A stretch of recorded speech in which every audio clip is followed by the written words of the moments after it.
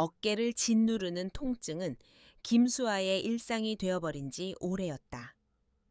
그 고통은 단순한 근육의 뭉침을 넘어 50대 중반의 나이에 성공적인 커리어를 쌓아 올리면서 짊어져야 했던 모든 삶의 무게를 상징하는 듯했다.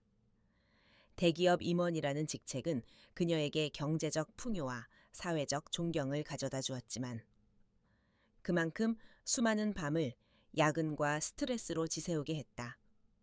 수많은 병원을 전전하며 유명하다는 의사들을 찾아다녔지만 그들은 하나같이 만성적인 스트레스와 피로로 인한 근육통이라는 진단과 함께 진통제나 물리치료를 권할 뿐이었다. 진통제를 복용할 때뿐이었고 잠시의 위안은 다시 지독한 통증으로 돌아왔다. 수아는 답답했다. 그녀의 삶은 겉으로 보기에는 완벽했지만 그 내면은 서서히 무너져 내리고 있었다. 어깨뿐만 아니라 온몸이 굳어가는 듯한 느낌. 알 수 없는 불안감과 함께 찾아오는 불면증은 그녀를 벼랑 끝으로 몰아세우는 듯했다. 어느 날 젊은 비서가 조심스럽게 그녀에게 한 스포츠 재활센터를 추천했다. 이사님, 거긴 병원은 아니지만 입소문으로 엄청 유명한 곳이에요. 특히 코치님의 손맛이 기가 막히다고 하던데요. 수아는 회의적이었다. 재활센터라니. 하지만 더 이상 잃을 것도 없다는 절박함이 그녀의 발걸음을 그곳으로 이끌었다. 재활센터 온기는 생각보다 훨씬 현대적이고 깔끔했다. 은은한 조명과 잔잔한 음악이 흐르는 공간은 병원 특유의 차갑고 소독약 냄새가 나는 분위기와는 전혀 달랐다. 접수대에서 이름을 말하자 한 남자가 안쪽에서 걸어 나왔다. 그의 이름은 박준혁. 그녀의 비서가 그토록 칭찬했던 바로 그 코치였다. 김수아 고객님이시죠? 박준혁입니다. 일단 들어오시죠. 그의 목소리는 차분하고 낮았으며 신뢰감이 느껴졌다. 수아는 그를 흘긋 쳐다보았다. 30대 후반 정도로 보이는 그는 건장한 체격에 단정한 스포츠웨어 차림이었다. 어딘가 모르게 차갑고 무표정한 얼굴이었지만 깊은 눈빛은 그녀를 꿰뚫어 보는 듯한 느낌을 주었다. 그녀는 그의 안내를 따라 개인 관리실로 들어갔다. 관리실 안에는 깔끔한 침대와 기구들이 놓여 있었다. 에어계 통증으로 오셨다고 들었습니다. 언제부터 그러셨나요? 준혁은 차트를 들여다보며 물었고 수아는 지난 몇 년간의 고통을 간략하게 설명했다. 그는 그녀의 말을 끊지 않고 경청했다. 보통의 의사들이 몇 마디 듣고 진단을 내리던 것과는 사뭇 달랐다. 그의 태도에 수아는 조금씩 마음의 빗장을 풀기 시작했다. 잠시 어깨를 만져보겠습니다. 괜찮으시겠어요? 수아는 고개를 끄덕였고 그는 그녀의 어깨에 손을 올렸다. 그의 손은 크고 거칠었지만 그 온기는 따뜻하고 안정적이었다. 그는 능숙하게 손가락으로 근육을 짚어내고 압력을 조절하며 뭉친 부분을 풀어냈다. 수아는 자신도 모르게 작은 신음을 내뱉었다. 통증 때문이라기보다는 그 손길이 주는 묘한 감각 때문이었다. 마치 얼어붙어 있던 무언가가 서서히 녹아내리는 듯한 느낌. 많이 뭉치셨네요. 특히 목덜미와 어깨가 연결된 부분이 심합니다. 스트레스가 원인이 맞으시고요. 그는 그녀의 몸 상태를 정확히 짚어냈다. 준혁은 그녀의 어깨와 등을 오가며 치료를 계속했다. 수아는 침대에 엎드려 있었지만 거울을 통해 준혁의 모습을 볼 수 있었다. 그의 얼굴은 여전히 무표정했지만 그의 손은 살아있는 것처럼 움직였다. 그 순간 수아의 눈에 그의 팔에 있는 희미한 흉터가 들어왔다. 그 흉터는 마치 오랫동안 숨겨온 비밀을 품고 있는 것처럼 보였다. 저기 팔에 있는 상처는... 수아는 불현듯 궁금증을 참지 못하고 물었다. 준혁의 손이 잠시 멈칫했다. 그는 아무 말 없이 그녀를 바라보았다. 그 눈빛은 차가웠지만 그 안에는 깊은 슬픔이 숨겨져 있는 듯 했다. 어릴 때 생긴 상처입니다. 별것 아닙니다. 그는 간단하게 대답하고 다시 손을 움직였다. 수아는 더 이상 묻지 않았다. 그의 손길은 계속 이어졌고 통증은 서서히 사라져갔다. 하지만 그 대신 그녀의 머릿속에는 준혁의 손에 있는 상처와 그의 깊은 눈빛만이 가득했다. 치료가 끝나고 수아는 자리에서 일어났다. 어깨가 전보다 훨씬 가벼워진 것을 느꼈다. 짓눌렸던 무게가 사라진 듯했다. 하지만 그녀의 마음은 여전히 복잡했다. 다음 예약은 화요일 오후 3시로 잡아드릴까요? 준혁이 물었다. 네, 부탁드립니다. 수아는 망설임 없이 대답했다. 그녀는 재활센터를 나서며 거울에 비친 자신의 모습을 보았다. 통증에 찌들었던 이전의 얼굴과는 달리 미묘한 기대감과 알 수 없는 흥분이 서려 있었다. 그녀는 단순한 치료를 넘어 준혁이라는 남자에게서 어떤 위안과 해답을 찾을 수 있을지도 모른다는 막연한 희망을 품게 되었다. 화요일 오후 3시. 김수아는 약속 시간보다 10분이나 일찍 재활센터 온기에 도착했다. 지난 일주일은 길고도 이상했다. 어깨 통증은 현저히 줄었지만 그녀의 머릿속은 온통 박준혁 코치의 손길과 그의 깊은 눈빛으로 가득 차 있었다. 단순한 물리치료사의 손길이라고 하기에는 너무나도 강렬한 감각이 남아 있었다. 수아는 대기실에 앉아 빛이 된 잡지를 펼쳤지만 활자 하나하나가 눈에 들어오지 않았다. 그녀의 심장은 묘한 기대감과 함께 빠르게 뛰고 있었다. 김수아 고객님 오셨네요. 익숙하면서도 반가운 목소리가 들렸다. 박준혁이었다. 그는 여전히 깔끔한 스포츠웨어 차림이었고 그의 얼굴에는 희미한 미소가 걸려 있었다. 지난번보다 표정이 훨씬 좋아 보이시네요. 통증은 좀 어떠신가요? 네, 많이 좋아졌어요. 덕분에요. 수아는 자신도 모르게 얼굴이 붉어지는 것을 느꼈다. 다행입니다. 오늘은 지난번보다 조금 더 깊게 들어가겠습니다. 어깨와 골반은 연결되어 있으니까요. 이쪽으로 오시죠. 준혁은 차분하게 설명하며 그녀를 다시 개인 관리실로 안내했다. 지난번과 같은 침대에 엎드린 수아는 이번에는 더욱 긴장했다. 지난번에 그 손길이 다시 닿을 것이라는 사실이 그녀를 흥분시켰다. 그는 어깨부터 시작해 천천히 팔을 타고 옆구리 쪽으로 손을 옮겼다. 수아는 숨을 죽였다. 그의 손가락이 옆구리의 깊숙한 근육을 지압하듯 누르자 그녀는 자신도 모르게 작은 신음을 내뱉었다.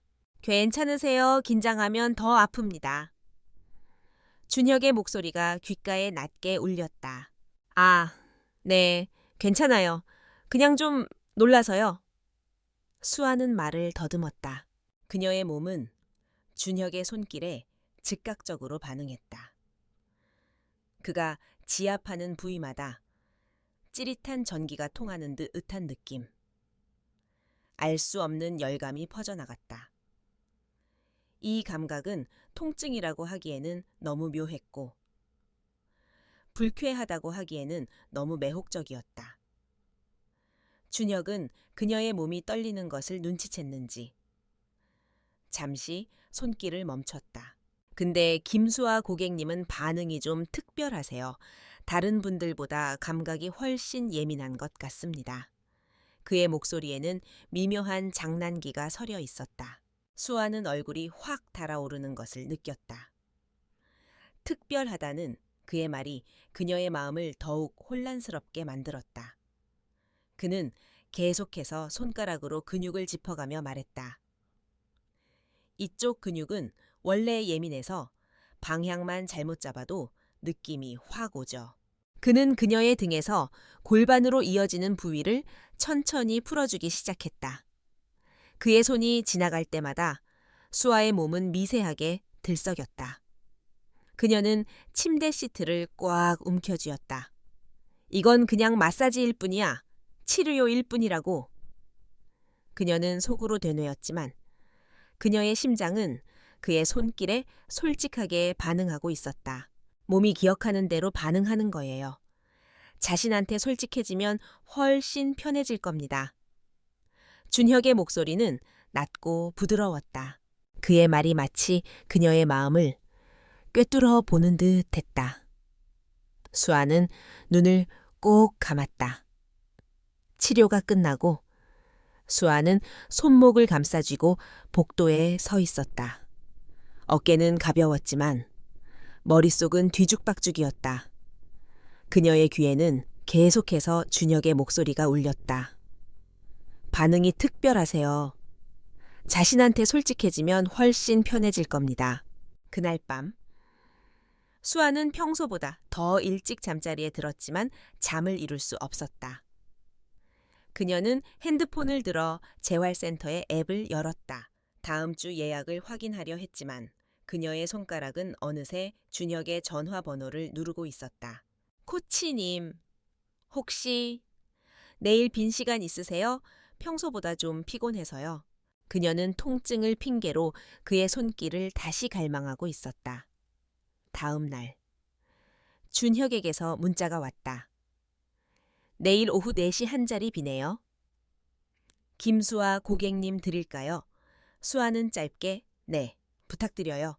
라고 답장을 보냈다. 그녀는 핸드폰을 내려놓고 침대에 누워 천장을 바라보았다. 그녀의 심장은 그의 답장만으로도 기쁘게 뛰고 있었다. 며칠 후 박준혁의 손길은 더 이상 단순한 치료가 아니었다. 그것은 김수아의 몸 구석구석을 탐색하고 그녀가 미처 알지 못했던 감각들을 일깨우는 섬세한 대화였다. 통증이 없는 날에도 수아는 자꾸만 재활센터를 찾았다. 그녀는 그 이유를 만성적인 피로 때문이라고 스스로에게 변명했지만 그녀의 마음은 이미 준혁이라는 존재에게로 향하고 있었다. 그는 그녀의 어깨와 등을 풀어주면서 그녀의 몸뿐만 아니라 마음까지 어루만지는 듯 했다. 그의 손길은 묘하게도 그녀의 삶의 무게와 연결되어 있는 듯 했고 그의 낮은 목소리는 그녀에게 잊고 지냈던 평화를 가져다 주었다. 어느 날 준혁은 치료를 마친 수에게 따뜻한 차 한 잔을 건넸다. 김수아 고객님, 혹시 괜찮으시면 치료실 밖에서 차 한 잔 하실까요? 궁금한 게 많으신 것 같아서요. 그의 제안에 수아의 심장이 두근거렸다. 그녀는 망설임 없이 고개를 끄덕였다.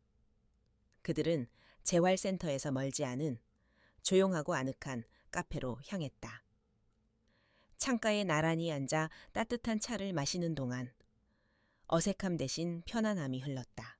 코치님, 아니, 준혁 씨, 팔에 있는 흉터는... 수아는 조심스럽게 입을 열었다. 그녀는 그의 손을 잡고 싶었지만 그럴 용기가 나지 않았다. 준혁은 차를 한 모금 마신 후 창밖을 바라보며 깊은 한숨을 내쉬었다.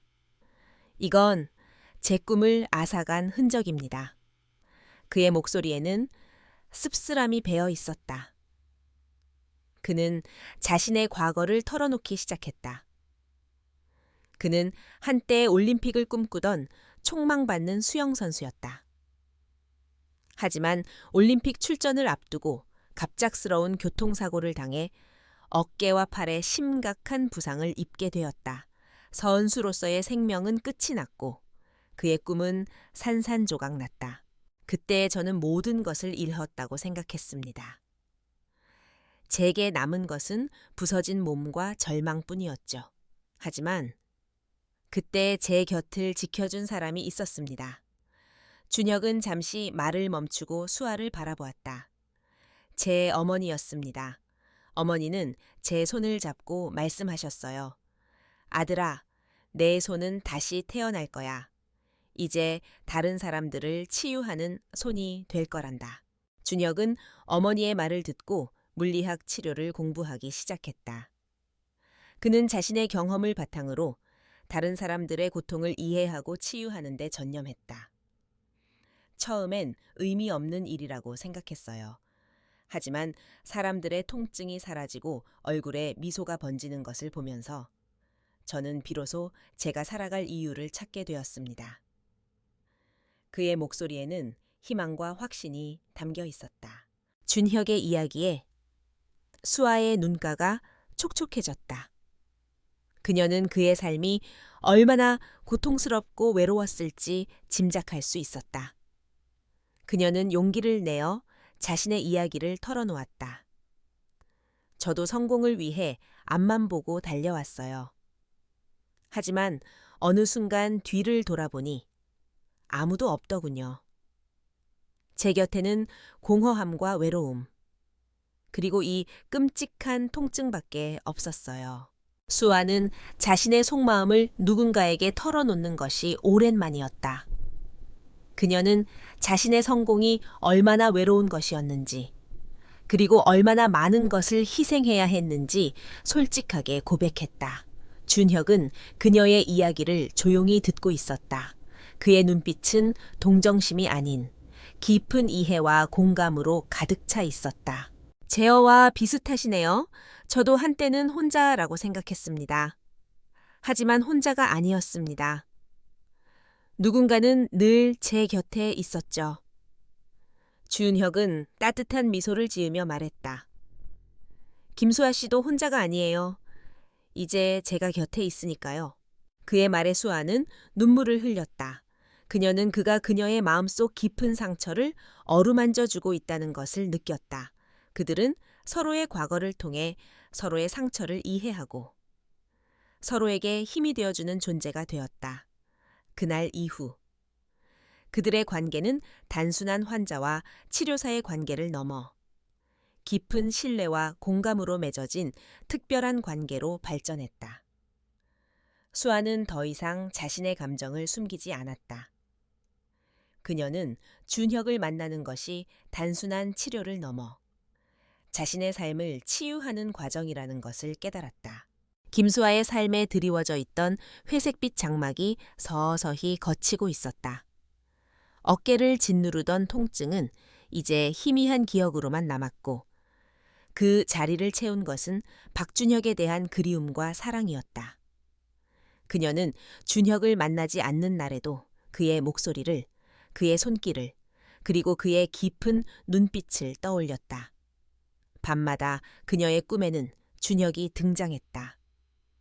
그는 때로는 재활센터의 침대 위에서 그녀의 굳은 어깨를 풀어주는 물리치료사였고, 때로는 아늑한 카페에서 따뜻한 차를 마시며 그녀의 이야기를 들어주는 친구였으며, 때로는 아무 말 없이 그녀를 안아주는 연인이었다. 꿈속에서 준혁의 손은 더 이상 단순한 치유의 도구가 아니었다. 그것은 그녀의 몸을 어루만지고 그녀의 마음속 깊은 상처를 보듬어주는 사랑의 손길이었다.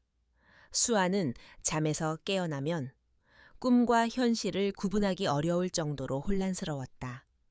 그녀는 이 감정이 단순한 치료 의존성인지 아니면 진정한 사랑인지에 대해 스스로에게 수없이 질문했다. 하지만 그녀는 답을 찾을 수 없었다. 그녀는 준혁 없이는 잠을 이룰 수 없었고 그녀의 삶은 다시 예전의 공허함으로 돌아갈까봐 두려웠다. 한편 준혁 또한 복잡한 감정에 휩싸여 있었다. 그는 환자로서의 수아를 넘어 한 사람으로서의 김수아에게 점점 더 깊이 빠져들고 있었다. 그녀가 센터에 오지 않는 날이면 그는 알 수 없는 불안감을 느꼈고 그녀의 전화 한 통에 안도감을 느꼈다. 그는 자신이 전문가로서의 선을 넘고 있다는 것을 알았지만 그녀를 향한 감정은 걷잡을 수 없이 커져갔다. 그는 그녀의 성공 뒤에 숨겨진 외로움과 상처를 보았고 그녀를 지켜주고 싶다는 강한 충동을 느꼈다. 어느 날 오후, 수아는 유난히 지쳐 보였다. 중요한 사업 계약 건으로 인해 밤샘 야근을 한 그녀는 어깨 통증이 재발했다며 준혁을 찾아왔다. 그녀의 얼굴에는 피곤함이 역력했고 눈은 초점을 잃은 듯했다. 준혁은 그녀를 침대에 눕히는 대신 따뜻한 허브차를 건네주며 소파에 앉히었다. 무리하셨나 보네요. 몸이 아니라 마음이 먼저 지쳤을 땐 몸의 통증도 더 심하게 느껴지는 법입니다. 준혁의 목소리는 부드러웠다. 수아는 차를 마시며 고개를 끄덕였다. 그녀의 눈가에는 눈물이 고였다. 제가 왜 이렇게 사는지 모르겠어요. 성공을 위해 달려왔는데 이젠 제가 뭘 원하는지도 모르겠어요. 그녀는 참았던 감정을 터뜨리듯 눈물을 쏟아냈다. 준혁은 말없이 그녀의 손을 잡았다. 그의 손은 따뜻했고 그 온기는 수아의 마음을 위로해 주었다. 성공은 혼자 이루는 게 아닙니다. 그리고 가끔은 멈춰서서 자신을 돌아봐야 할 때도 있죠. 그녀는 울음을 그치고 준혁을 바라보았다. 그의 눈에는 그녀를 향한 깊은 연민과 사랑이 담겨 있었다. 제가 이 자리에 오기까지 수많은 벽을 넘어야 했지만 가장 넘기 힘든 벽은 제 자신이었어요. 늘 강한 척해야 했고 약한 모습을 보일 수 없었죠. 하지만 준혁 씨 앞에서는 괜찮은 것 같아요. 수아는 솔직하게 자신의 마음을 고백했다. 준혁은 그녀의 손을 더욱 따뜻하게 감쌌다. 강해 보이고 싶었겠지만 때로는 약한 모습을 보여주는 것이 진정한 용기일 때도 있습니다. 그리고 김수아 씨가 약해졌을 때 기댈 수 있는 사람이 있다는 것을 아는 것도 중요하고요. 그의 눈빛은 흔들림 없이 수아를 향했다. 그녀는 그의 말에 깊은 위안을 얻었다. 이젠 더 이상 외롭지 않았다. 그녀의 삶의 무게를 함께 짊어져 줄 사람이 그녀 곁에 있었다. 수아는 자신의 감정을 더 이상 부정하지 않기로 결심했다. 그녀는 준혁을 사랑하고 있었다. 그것은 단순한 치료 의존성이 아니라 그녀의 영혼을 치유하는 진정한 사랑이었다. 그날 이후 김수아와 박준혁의 관계는 미묘하면서도 깊은 변화를 맞았다. 더 이상 환자와 치료사의 경계를 지키려 애쓰지 않았다. 그들의 만남은 이제 단순한 치료를 넘어 서로의 상처를 어루만지고 삶의 무게를 나누는 시간으로 변모했다. 수아는 이제 어깨 통증이 없어도 매주 같은 요일, 같은 시간에 준혁을 찾아갔다. 그녀의 발걸음은 가벼웠고 얼굴에는 희미한 미소가 떠나지 않았다. 재활센터는 더 이상 고통을 덜어내는 공간이 아닌 그녀에게 위안과 행복을 주는 선격이 되었다. 어느 비 오는 오후, 수아는 준혁의 개인 관리실 문을 열었다. 그녀는 평소와 달리 왠지 모를 설렘에 가슴이 두근거렸다. 준혁은 그녀를 반갑게 맞이하며 평소와 다르게 침대 옆에 있는 작은 테이블로 그녀를 안내했다. 테이블 위에는 따뜻한 커피 2잔이 놓여 있었다. 오늘은 치료 대신 커피 한 잔 하시죠. 그의 부드러운 목소리에 수아는 눈을 동그랗게 떴다. 그들은 소파에 나란히 앉아 커피를 마셨다. 창밖으로는 빗줄기가 세차게 쏟아지고 있었다. 빗소리가 두 사람 사이의 침묵을 채웠고 그 침묵은 어색함 대신 편안함으로 가득 차 있었다. 수아는 문득 준혁의 얼굴을 바라보았다. 그는 창밖의 빗줄기를 바라보고 있었는데 그의 옆에 얼굴은 조각처럼 완벽했지만 어딘가 모르게 쓸쓸함이 느껴졌다. 수아는 조심스럽게 그의 손을 잡았다. 준혁은 놀란 듯 그녀를 바라보았다. 준혁 씨, 괜찮으세요? 무슨 고민 있으세요? 수아의 목소리는 조심스러웠지만 진심이 담겨 있었다. 준혁은 희미하게 미소 지으며 고개를 저었다. 괜찮습니다. 그냥 김수아 씨가 이제 통증이 없는데도 이렇게 찾아와 주시는 게 저에겐 큰 의미라서요. 그의 진심 어린 고백에 수아의 심장이 다시 한번 크게 뛰었다. 저에게 준혁 씨는 단순한 치료사가 아니에요. 저의 몸뿐만 아니라 마음까지 치료해주는 소중한 사람이에요. 수아의 눈가에는 눈물이 고였다. 그녀는 자신의 감정을 더 이상 숨기고 싶지 않았다. 준혁은 그녀의 손을 더욱 따뜻하게 감싸 안았다. 저도 마찬가지입니다. 김수아 씨를 만나고 나서 제 삶에도 새로운 온기가 찾아왔습니다. 그는 잠시 말을 멈추고 그녀의 눈을 깊이 들여다보았다. 우리 이제 솔직해져도 될까요? 수아는 그의 말에 고개를 끄덕였다.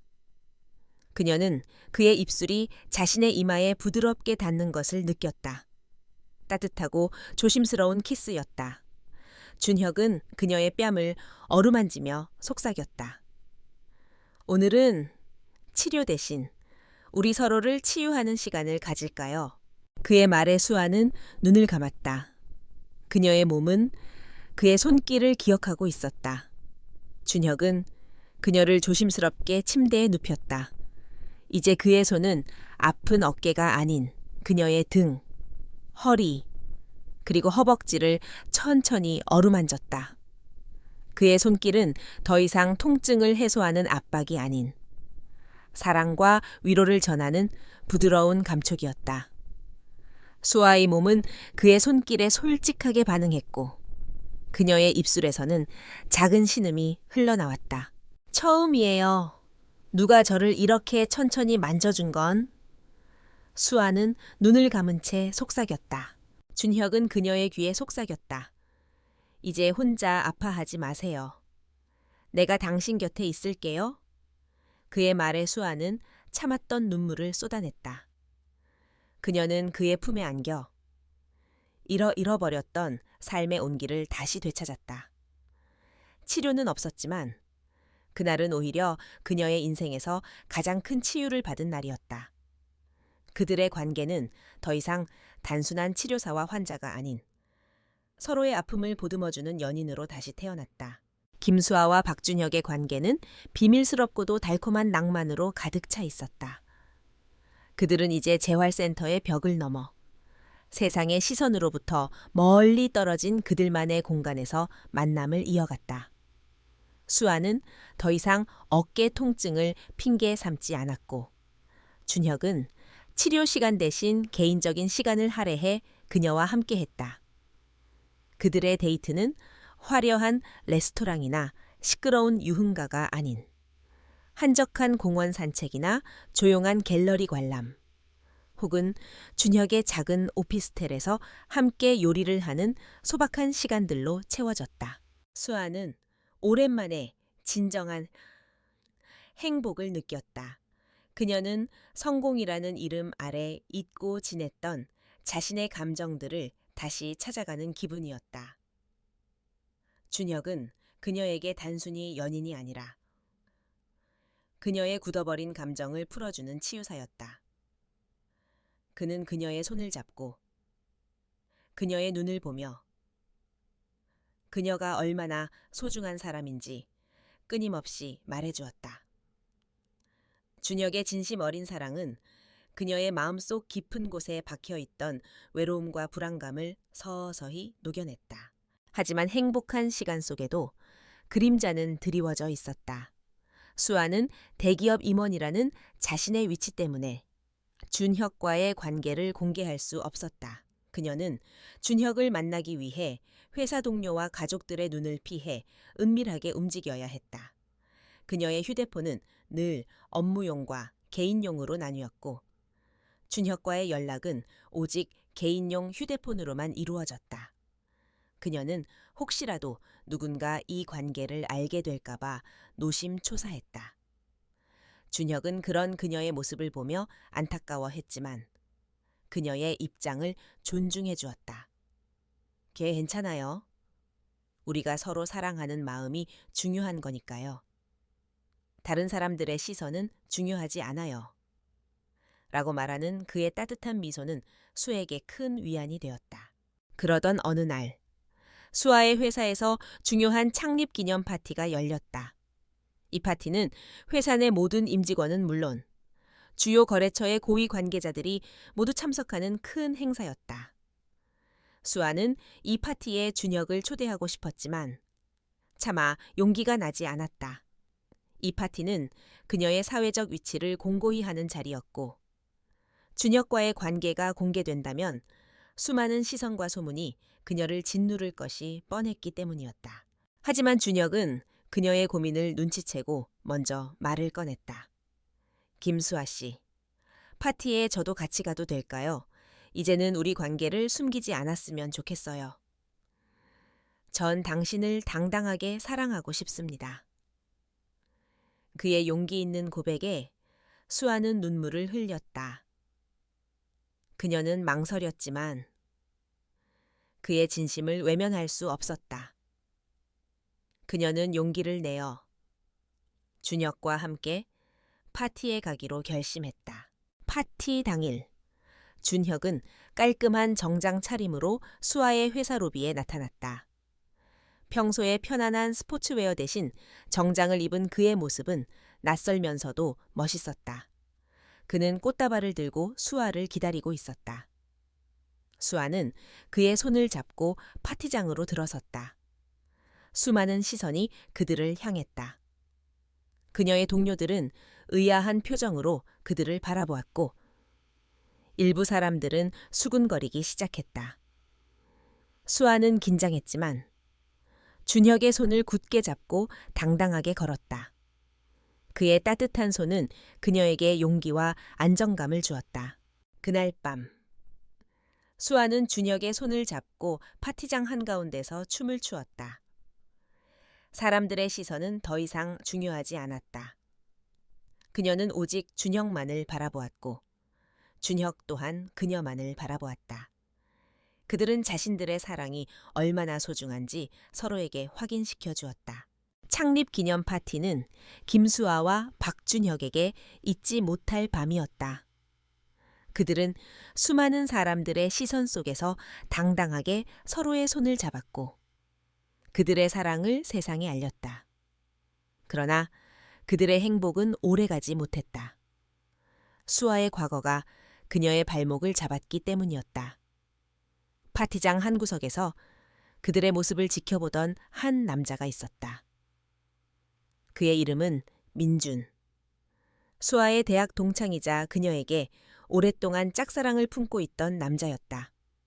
민준은 대기업 임원인 수아에게 끊임없이 구애했지만 수아는 그에게 마음을 열지 않았다. 그는 준혁의 존재를 알게 되자 질투심에 휩싸였다. 민준은 준혁에게 다가가 말을 걸었다. 박준혁 씨 맞으시죠? 김수아 씨의 물리치료사라고 들었습니다. 당신 같은 사람이 어떻게 김수아 씨 같은 사람을 만날 수 있는지 신기하네요. 그의 말에는 비아냥거림이 가득했다. 준혁은 그의 비아냥거림에 흔들리지 않았다. 그는 오직 수아만을 바라보았고 그녀를 지켜주기 위해 노력했다. 하지만 민주는 여기서 멈추지 않았다. 그는 수아의 과거를 이용해 준혁을 공격하기 시작했다. 김수아 씨가 당신에게 이야기했는지 모르겠지만 그녀는 예전에 다른 남자와 결혼했었습니다. 하지만 그 남자가 그녀를 배신하고 떠났죠. 그래서 그녀가 당신을 찾는 것 아닐까요? 단순한 치료를 위해. 그녀는 이미 한 번 상처받은 사람이니까 당신에게도 상처를 줄 수 있습니다. 그의 말은 준혁의 마음에 깊은 상처를 남겼다. 준혁은 민준의 말을 무시하려 했지만 그의 말은 마치 독처럼 그의 마음속에 스며들었다. 그는 수에게로 돌아와 조심스럽게 물었다. 수아 씨, 과거에 대해 제게 말해주지 않으셨네요. 그의 목소리에는 실망감과 아쉬움이 섞여 있었다. 수아는 민준이 준혁에게 무슨 말을 했는지 짐작하고 있었다. 그녀는 준혁의 손을 잡으려 했지만 그는 그녀의 손을 뿌리쳤다. 저는 당신을 믿었습니다. 하지만 당신은 제게 솔직하지 않았네요. 준혁은 파티장을 떠났다. 수아는 그의 뒤를 쫓아갔지만 그는 이미 사라진 뒤였다. 그녀는 주저앉아 눈물을 쏟았다. 그녀는 준혁에게 자신의 과거를 숨기려 한 것이 아니었다. 그에게 상처를 주고 싶지 않았기 때문이었다. 그녀는 준혁을 찾아 헤맸지만 그는 그녀의 전화를 받지 않았다. 수아는 절망에 빠졌다. 며칠 후 수아는 준혁의 재활센터로 찾아갔다. 그녀는 그에게 모든 것을 설명하고 싶었다. 그녀는 그의 문을 두드렸지만 그는 문을 열어주지 않았다. 박준혁 씨, 제발 문 좀 열어주세요. 제가 다 설명할게요. 수아는 문을 두드리며 울부짖었지만 아무런 대답도 없었다. 그녀는 결국 포기하고 돌아섰다. 수아는 다시 예전의 공허함과 외로움 속으로 돌아왔다. 그녀의 어깨 통증은 다시 재발했고 이번에는 더욱 심해졌다. 그녀는 진통제를 복용하고 잠 못 이루는 밤을 보내야 했다. 그녀는 준혁과의 관계를 후회하지 않았다. 그녀는 그와의 사랑을 통해 진정한 행복을 찾았다는 것을 알고 있었다. 하지만 그녀는 그의 손길 없이 살 수 없었다. 그녀는 그를 잃은 슬픔에 잠겨 있었다. 그녀는 그와의 관계를 되돌릴 수 없다는 것을 깨달았다. 그녀는 이제 혼자였다. 김수아의 삶은 다시 예전의 공허함으로 돌아왔다. 아니, 어쩌면 그전보다 더 깊은 나락으로 떨어진 듯했다. 박준혁과 함께했던 시간들은 꿈결처럼 아름다웠지만 이제는 깨어날 수 없는 악몽이 되어 그녀를 짓눌렀다. 어깨의 통증은 다시 시작되었고 이번에는 단순한 근육의 통증이 아닌 마음의 상처가 육체로 발현된 듯 했다. 그녀는 진통제를 한 움큼씩 삼켰지만 통증은 사라지지 않았다. 그녀의 마음속에는 민준의 비아냥거리는 목소리와 준혁의 실망한 눈빛만이 맴돌았다. 수아는 회사를 그만둘 생각까지 했다. 성공이라는 이름으로 쌓아 올렸던 모든 것이 한순간에 무의미하게 느껴졌다. 그녀는 매일 밤을 눈물로 지새웠고 준혁에게 전화를 걸고 싶었지만 그럴 용기가 나지 않았다. 그녀는 자신이 얼마나 이기적이었는지, 얼마나 어리석었는지 깨달았다. 그녀는 준혁에게 자신의 과거를 솔직하게 말했어야 했다. 그가 그녀의 상처까지도 보듬어 줄 수 있는 사람이라는 것을 알았어야 했다. 하지만 이미 늦었다고 생각했다. 한편 준혁 또한 고통스러운 나날을 보내고 있었다. 수아가 떠난 후 그의 재활센터는 텅 빈 듯했다. 그는 수아의 흔적을 지우기 위해 애썼지만 그의 마음은 계속해서 그녀를 향하고 있었다.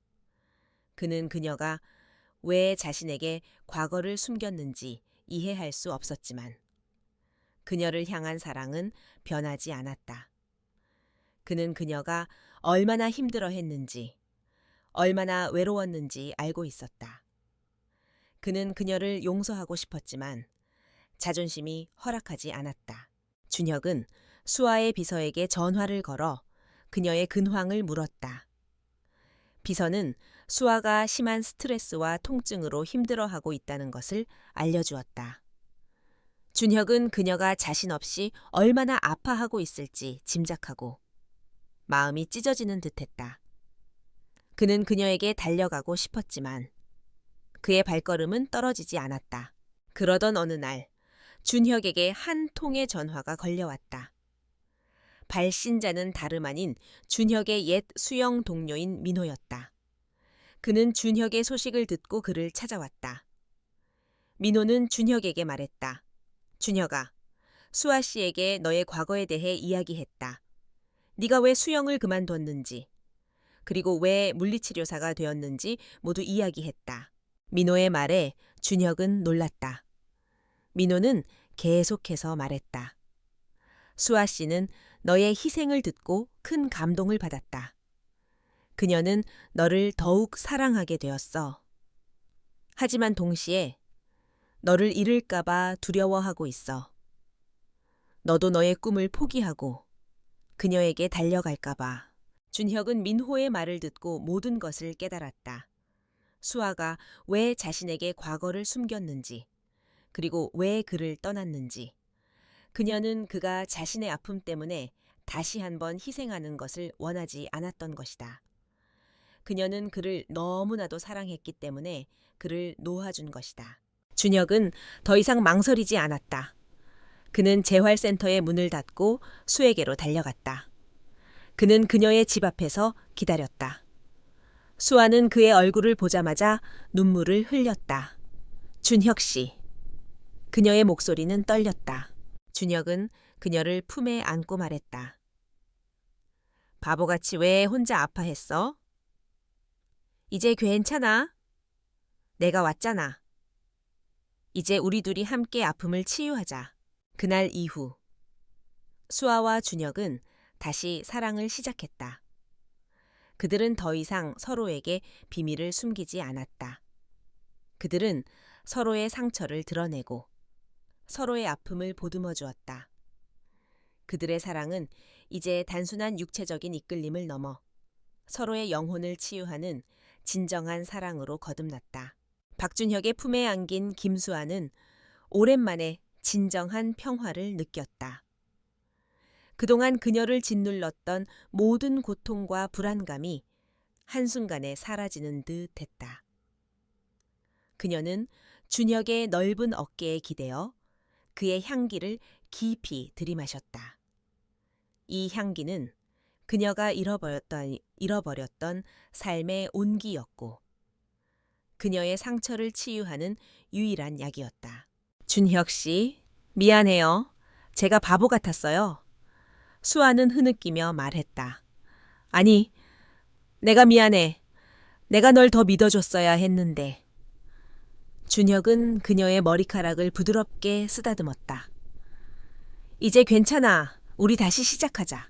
그날 밤 두 사람은 서로의 아픔을 보듬어주며 오랫동안 대화를 나누었다. 수아는 민준과의 관계, 그리고 그의 비아냥거림에 대해 솔직하게 털어놓았다. 그녀는 자신이 얼마나 준혁을 잃을까 두려워했는지, 그리고 그를 지켜주기 위해 얼마나 애썼는지 고백했다. 준혁은 그녀의 이야기를 듣고 모든 것을 이해했다. 그녀가 자신에게 과거를 숨긴 것은 그녀의 사랑의 방식이었던 것이다. 그는 그녀를 더욱 사랑하게 되었다. 며칠 후 수아는 준혁의 재활센터에 찾아갔다. 이번에는 어깨 통증을 핑계 삼지 않았다. 그녀는 준혁과의 사랑을 다시 시작하기 위해 온 것이다. 준혁은 그녀를 반갑게 맞이했고 그들은 평소처럼 개인 관리실로 들어갔다. 하지만 그들의 분위기는 예전과는 사뭇 달랐다.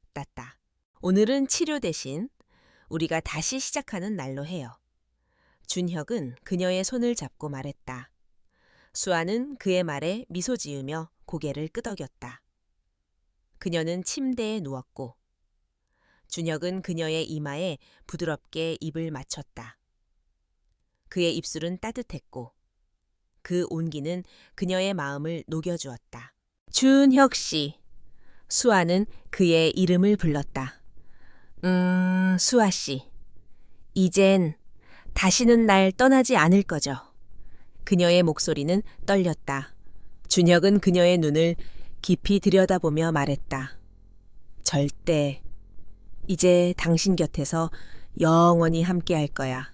그날 오후 그들은 서로의 상처를 어루만지며 사랑을 나누었다. 준혁의 손은 더 이상 단순한 치료의 도구가 아니었다. 그것은 그녀의 몸을 어루만지고 그녀의 영혼을 치유하는 사랑의 손길이었다. 수아는 그의 품에 안겨 진정한 행복을 느꼈다. 그녀는 더 이상 외롭지 않았다. 그녀의 삶의 무게를 함께 짊어져 줄 사람이 그녀 곁에 있었기 때문이다. 그들은 서로의 과거를 통해 서로를 이해했고 서로의 아픔을 통해 더욱 깊은 사랑을 느끼게 되었다. 그들의 사랑은 이제 단순한 육체적인 이끌림을 넘어 서로의 영혼을 치유하는 진정한 사랑으로 거듭났다. 그들은 서로에게 서로의 치유사였다. 김수아와 박준혁의 사랑은 이제 더 이상 비밀이 아니었다. 그들은 자신들의 관계를 숨기지 않았고 세상의 시선에 당당하게 맞섰다. 수아는 회사의 준혁과의 관계를 알렸고 일부 동료들은 놀라움과 함께 축복을 보냈다. 물론 일부 사람들은 여전히 그들을 비아냥거렸지만 이제 그런 시선은 그들에게 아무런 상처도 주지 못했다. 그들에게는 서로가 있었기 때문이다. 그들의 사랑은 단순한 연애를 넘어 삶의 동반자로 나아갔다. 수아는 더 이상 성공에 집착하지 않았고 그녀의 삶은 준혁으로 인해 더욱 풍요로워졌다. 준혁 또한 그녀를 통해 자신의 삶에 새로운 의미를 찾았다. 그는 그녀에게 더 이상 물리치료사뿐만 아니라 그녀의 가장 친한 친구이자 연인이자 남편이 되어주었다. 어느 맑은 가을날 그들은 조용히 결혼식을 올렸다. 화려한 결혼식장 대신 그들이 처음 만났던 재활센터 옹기에서 그곳은 그들에게 단순한 병원이 아니라 그들의 아픔을 치유하고 사랑을 시작하게 해준 성스러운 공간이었다. 주례는 없었다. 대신 그들은 서로에게 맹세의 말을 전했다. 준혁 씨, 저는 당신을 만나기 전까지 제 삶이 얼마나 공허했는지 몰랐습니다. 당신은 저의 몸뿐만 아니라 저의 마음까지 치료해 주었습니다. 이제 당신 없이는 하루도 살 수 없을 것 같아요. 영원히 당신 곁에 있을게요. 수아는 눈물을 흘리며 말했다. 준혁은 수아의 손을 잡고 말했다. 수아 씨, 저는 당신을 통해 제 삶에 새로운 의미를 찾았습니다. 제 손은 당신을 치료하기 위해 태어난 것 같아요. 이제 제 손은 당신의 손을 놓지 않을 겁니다. 영원히 당신과 함께하겠습니다. 그들은 서로에게 반지를 교환하고 뜨거운 키스를 나누었다. 그들의 사랑은 그곳에 있던 모든 사람들에게 감동을 주었다. 그날 이후 수아는 준혁의 재활센터에서 자원봉사를 시작했다. 그녀는 준혁을 도와 환자들을 치료했고 그들의 고통을 이해하고 공감했다. 그녀는 자신의 경험을 통해 다른 사람들을 위로하고 그들에게 희망을 주었다. 이제 알겠기니까. 준혁은 여전히 재활센터에서 환자들을 치료하고 있었다. 그는 여전히 많은 사람들에게 마법의 손을 가진 코치로 불렸다. 하지만 그에게 가장 중요한 환자는 오직 한 사람뿐이었다. 바로 그의 아내, 김수아였다. 가끔 수아는 어깨 통증을 핑계 삼아 준혁의 방으로 들어갔다. 준혁은 그녀를 침대에 눕히고 그녀의 어깨를 마사지해 주었다. 하지만 이제 그들의 손길은 단순한 치료를 넘어섰다. 그들의 손길은 사랑과 위로, 그리고 감사의 표현이었다. 그들은 서로의 손을 잡고 서로의 눈을 바라보며 말했다. 고마워, 내 곁에 있어줘서. 그들의 사랑은 시간이 지날수록 더욱 깊어졌다. 그들은 서로의 아픔을 보듬어주고 서로의 행복을 함께 나눴다. 그들은 완벽하지 않은 삶 속에서 완벽한 사랑을 찾았다. 그들의 사랑은 영원히 계속될 것이다. 그들은 서로의 손을 잡고 서로의 영혼을 치유하며 서로에게 행복을 선물했다.